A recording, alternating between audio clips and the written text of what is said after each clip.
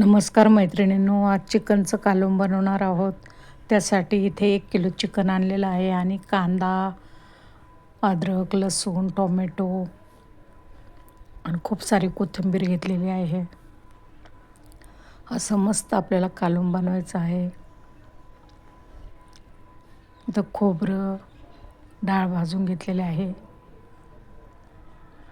आता लगेचच चिकन शिजलेलं आहे. आपण चिकनला फोडणी देऊन घेऊया, म्हणजे मसाला परतून घेऊया. ते 1 पळी तेल टाकलेलं आहे.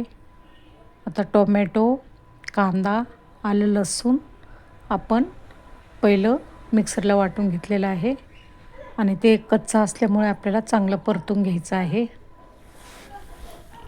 मसाला चांगला परतला तरच आपले चिकनचं कालवण चांगलं होईल. आता इथं मस्त परतून झालेलं आहे. आता खोबरं पण परतून घेतलेलं आहे आपण. तर चिकन टाकून दिलेलं आहे.